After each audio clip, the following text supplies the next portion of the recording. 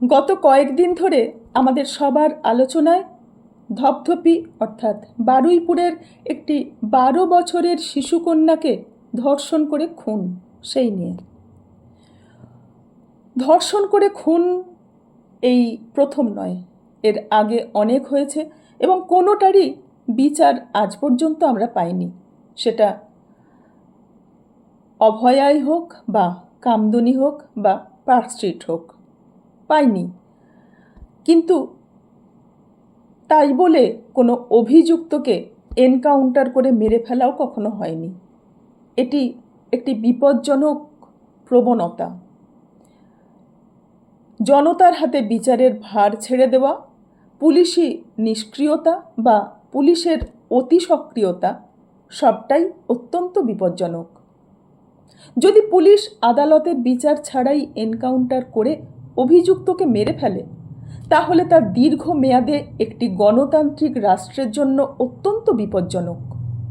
যদি অভিযুক্তের বিরুদ্ধে অভিযোগ অত্যন্ত গুরুতর হয়েও, তাহলেও এটি ধর্ষণকে সমর্থন করা নয় বা অপরাধীর প্রতি সহানুভূতি দেখানো নয়।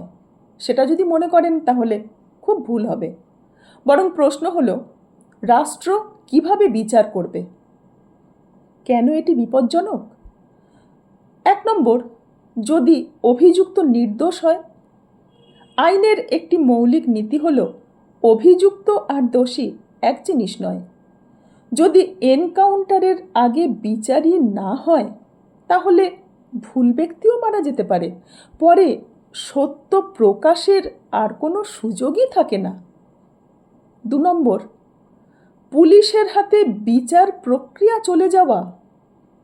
গণতান্ত্রিক রাষ্ট্রে পুলিশ তদন্ত করে, আদালত বিচার করে, আর বিচারক শাস্তি নির্ধারণ করেন। যদি পুলিশই তদন্তকারী, বিচারক এবং মৃত্যুদণ্ড কার্যকরকারী 3টি ভূমিকাই পালন করতে শুরু করে, তাহলে ক্ষমতার ভারসাম্য নষ্ট হয়।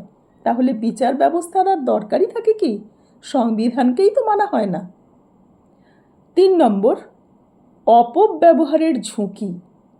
আর যদি সবাই মনে করে ধর্ষণের অভিযুক্তকে এনকাউন্টার করা ঠিক, তাহলে আগামীকাল রাজনৈতিক প্রতিপক্ষ, নির্দোষ মানুষ বা মিথ্যা মামলার অভিযুক্ত একই যুক্তিতে ক্ষতিগ্রস্ত হতে পারেন। এই কারণেই আইনের শাসন এত গুরুত্বপূর্ণ। 4 নম্বর, সত্য জানার সুযোগ হারিয়ে যায়। বিচারের মাধ্যমে শুধু শাস্তি হয় না, এটাও জানা যায় যে অপরাধ কিভাবে ঘটল, আর কেউ জড়িত ছিল কিনা, প্রমাণ কি, কি প্রমাণ দিয়ে সেই অপরাধের বিচার হবে, ভবিষ্যতে এমন অপরাধ ঠেকাতে কি শেখা গেল। এনকাউন্টারে এসব প্রশ্নের উত্তর আর পাওয়াই যায় না। তাহলে প্রশ্ন উঠতে পারে, মানুষের মধ্যে এনকাউন্টারের সমর্থন কেন দেখা যায়? এর প্রধান কারণগুলো হতে পারে যে বিচারের দীর্ঘসূত্রতা, ভুক্তভোগীর জন্য ন্যায় বিচার পেতে বিলম্ব, অপরাধের প্রতি প্রবল ক্ষোভ, বিচার ব্যবস্থার উপর আস্থার ঘাটতি।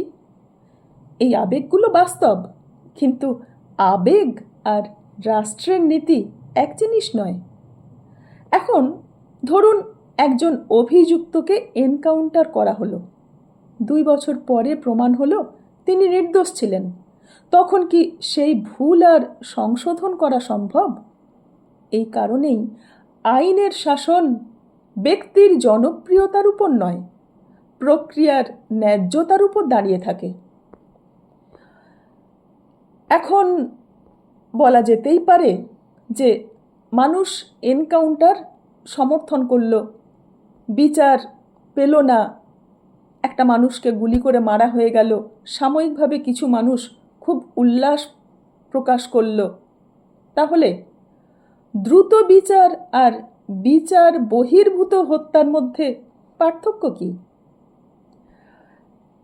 একটা কথা খুব সত্যি কথা যে ধর্ষণ বন্ধ করার উপায় আমরা এখনো বের করতে পারিনি, যদিও তার উপায় আমাদের বাবা মায়েদের কাছেই আছে।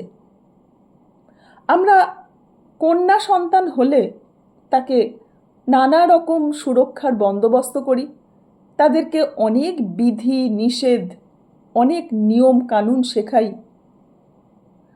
আর যখন পুত্র সন্তান জন্মায় তাদেরকে আমরা ছেড়ে দিই, তারা তাদের নিজেদের মতো করে জীবন বেঁচে নিক। এইখানেই হচ্ছে সমস্যার মূলটা লুকিয়ে আছে। পুত্র সন্তান হলে তাদেরকে মহিলাদের সম্মান করতে শেখানো খুব দরকার। আমরা সেই আসল কাজটাই করি না। এমনকি আমাদের সমাজে যেসব গালাগাল বা খিস্তি চালু আছে, প্রচলিত আছে, সেগুলো দেখবেন বেশিরভাগটাই মহিলা সম্পর্কিত। বেশিরভাগটা কেন, সবটাই মহিলা সম্পর্কিত। তাদের কিভাবে অবনমন করা যায়, তাদের কিভাবে দমন করা যায়, তাদের কিভাবে অসম্মান করা যায়, সেই নিয়েই যত গালাগাল আর খিস্তি। তাই পুত্র সন্তান জন্মালে তাদেরকে বরং শেখান যে মহিলাদের কিভাবে সম্মান করতে হয়। তবেই হয়তো ধর্ষণের যে মূল সমস্যা, সেটার কিছুটা হলেও হয়তো নিরসন হলেও হতে পারবে। আসলে শাস্তি অপরাধের পরে আসে, আর সভ্যতা অপরাধের আগেই তৈরি হয়।